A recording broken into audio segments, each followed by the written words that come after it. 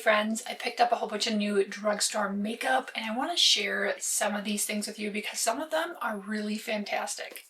I have heard so much hype about the Maybelline Super Stay. This is the Lumi Matte Foundation. I usually don't like matte foundations on my mature dry skin, but because I have heard so many people rave about this, I really wanted to give it a try. I think with matte foundations, starting with a really hydrated base is important. So I've done really thorough skincare, moisturized my skin, and I have a sunscreen on now that has some hydration. A little tip to making these a little more forgiving on mature skin is mixing them with a little bit of your moisturizer. Today I'm going to put it on straight from the bottle on a hydrated base and see how it looks. I'm using the shade 129 and I'm just going to use one pump on the back of my hand. You can see it's a very loose formula. It's really running down my hand. And I'm going to take my BK Beauty 101 brush and just load that on the brush, making sure it's dispersed. Start at the center of my face and work outward.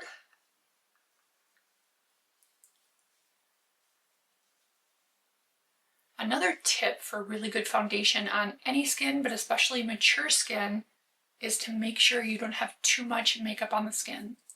Really stretch that foundation out as much as you can. You can always go back in to the spots that you need a little more coverage and apply a little bit more.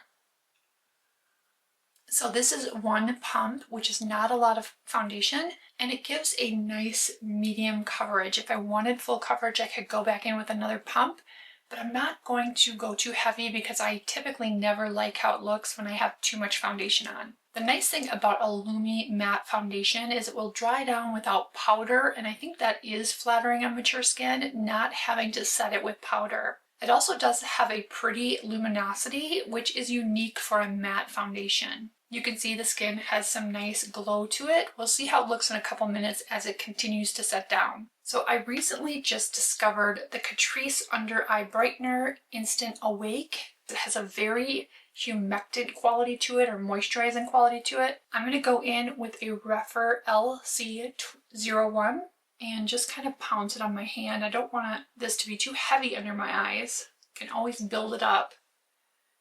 I'm going to start at the inner corner. And this definitely has some brightening capability to it.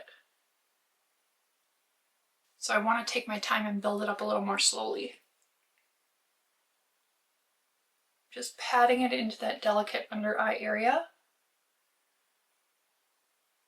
And my darkness is in the inside of my eye and right here, but then I'm going to take what's left on the brush and just kind of drag it out. Brighten the whole under eye area. Let me just show you this. It has a really nice brightening pinky tone and it's very creamy, very emollient. I'm going to do a little contouring with the Milani Cheek Kiss, and this is in Hey Honey, but it turns out to be a really beautiful contouring shade. Let me show you how this swatches. So that is the color. So I am just going to contour my cheeks around my hairline and my jawline and the sides of my nose. This is a nice cream formula, has a really good texture. I haven't really been using Milani in a while, but I went through a period of using a lot of Milani products. And so I'd kind of missed some of their new releases and some of the new things they put out over the past couple of years. So all of the products I show you are things I bought myself. Nothing is sent to me. This is not a sponsored video. I'm in no way paid for this. So my opinions and reviews are always 100% honest. Just going to take some of this down the sides of my nose as well.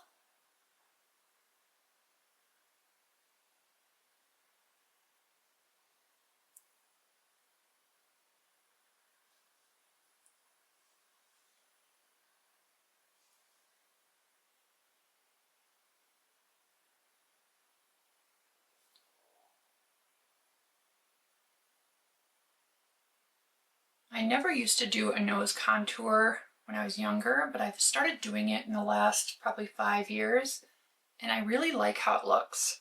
It's subtle, but it makes a difference. I'm going to just contour my eye a little bit.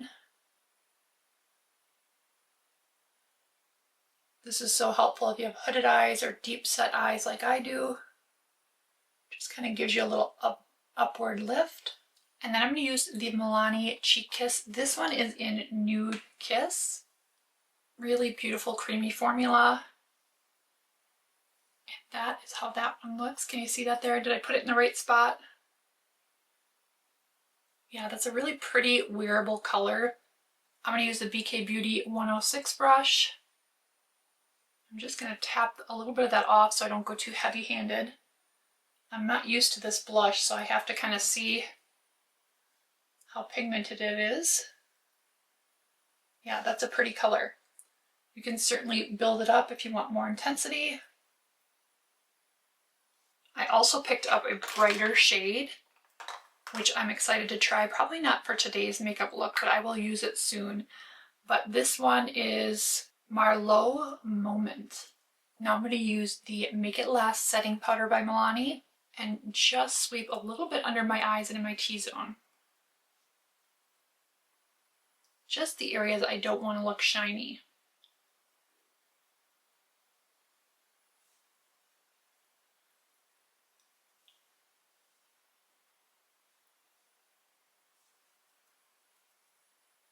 This is a really nice powder from the drugstore. It doesn't have the same kind of blurring potential as the Huda Beauty. This one really, I feel like, blurs down in large pores.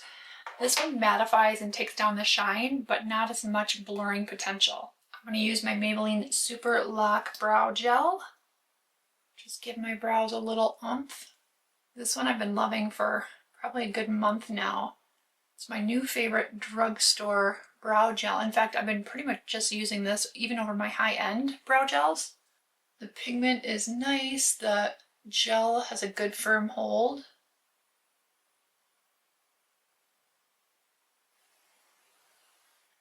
But it doesn't look stiff. Like, it just puts the brows in place and looks nice all day long. I don't have much for natural brow hairs, but this definitely makes it look like I have more than I actually have. Okay, even though I put a little contour on my eye, I am going to take a little bit of Milani Eye Primer for under eyeshadow and just lightly tap that onto my eyelids.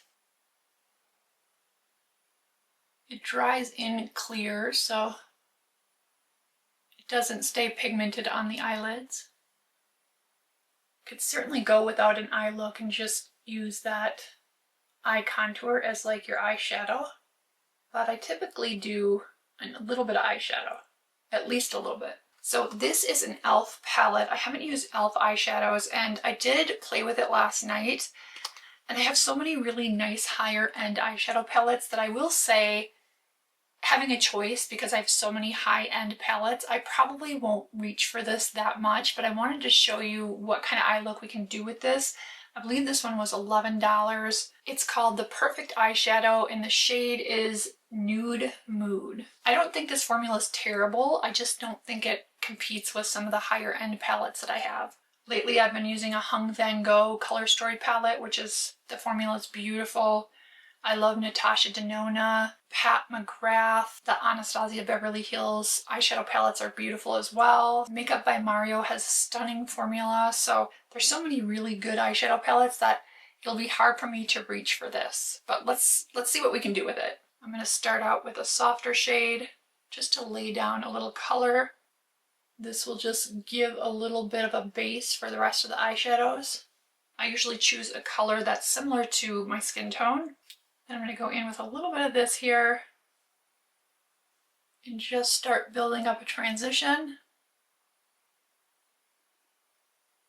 This is a daytime look, so I want to keep it kind of soft. Then I'm going to go in with the Rougher 04 in this brown color and just build up a little definition above that natural crease. I love this brush because it's so incredibly soft. And it grazes across the aging eyelid so beautifully without tugging. And same thing over here.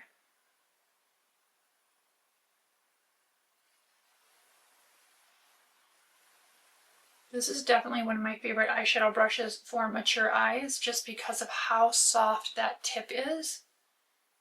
Then I'm going to take a flat Refer 28 brush, use that same color, and just run it under my lower lash line.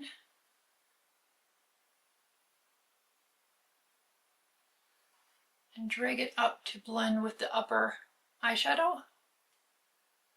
I don't want anybody to get the impression that this is a bad eyeshadow palette. It's actually quite good, especially for the drugstore. e.l.f. has done a really good job with their formulas over the years. But it just isn't the same as some other high-end palettes as far as the texture, the blendability, the richness of the formula, but it's still very good. I'm going to dip into both these light shades on the end here and just do an inner corner highlight. My stomach is growling. I don't know if you guys can hear that on camera. Now I find for me a matte inner corner highlight is more flattering. It doesn't pick up as much texture as when I use a shimmery tone. I sometimes like the shimmery tones for when I'm going out at night, but I definitely notice it picks up more creasing. I mean, in general, your shimmers are going to show more eyelid texture and inner corner texture. They're still beautiful, so I do like to use them. I just find that the mattes are a little more flattering. I'm just going to fill a few spots in my brows where I feel like it needs just a tiny bit of extra pigment. I've been finding this turns out better when I do it after my brow gel. I've been experimenting doing it both before and after. And if I do the brow gel first, I feel like it turns out so much more natural looking because I'm using less of the pencil and I'm just hitting those spots where it needs just a tiny bit. I picked up this e.l.f. Smoky Kohl eyeliner in the color Brownie Points. And I actually also used this on my lips last night playing around a little bit for a lip contour, and it worked out really well. So I kind of show you that today. But I do like to put just a little bit of pencil in the outer corner of my eye because I don't have much for lashes out there. And I'm just going to bring it up just a little bit and then smudge this out.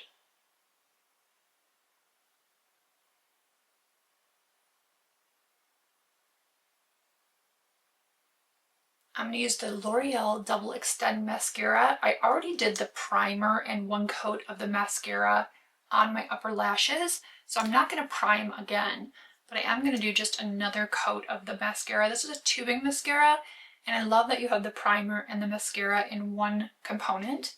This isn't my favorite brush style as it's a little fluffy, but it does do a nice job separating the lash. I personally tend to like a more compact, skinnier wand, but that's just a personal preference, and this actually does do a nice job. I find these harder to use on the bottom lashes, especially as I've gotten older. I've been trying to wear my lashes natural with just mascara more often, but I do wear a lot of lash clusters, which is like my go-to, but I think today I'm going to wear my natural lashes. I'm going to take that e.l.f. dark brown pencil and just go in and tightline just a little bit here between the lashes.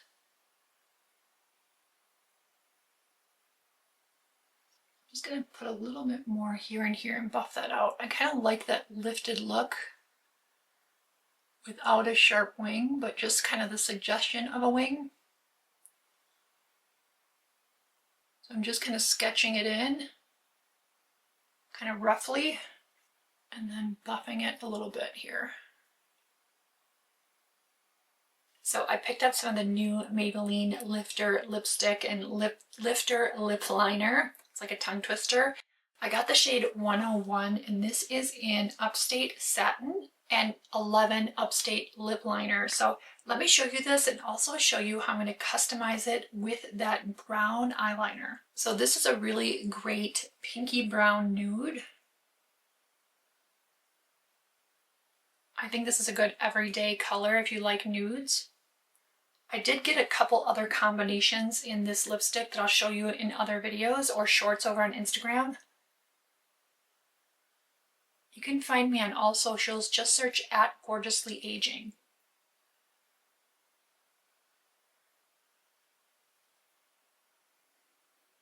Okay, I do love that lip liner. I think the color is beautiful. It glides on nicely. And then look at this lipstick. I just think it's so pretty, and the packaging is really sophisticated. It is a hydrating satin, which I like. So there it is without any kind of tweaking or customization, but let me show you what I did last night that I really liked. So I'm going to take the e.l.f. Smoky Kohl Eyeliner, and again this one is in brownie points. I'm just going to go underneath and add a little more contour to the lips.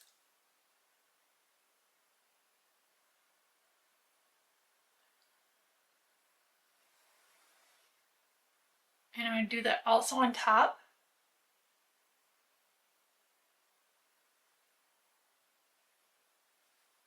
Not all the way across, just part of the way. And then I'm going to rub some on the back of my hand. And this does dry quickly, so you kind of got to work quick with it. You can add a little bit of Aquaphor to it too, which helps keep it moist. And I'm just going to darken up the outer corners.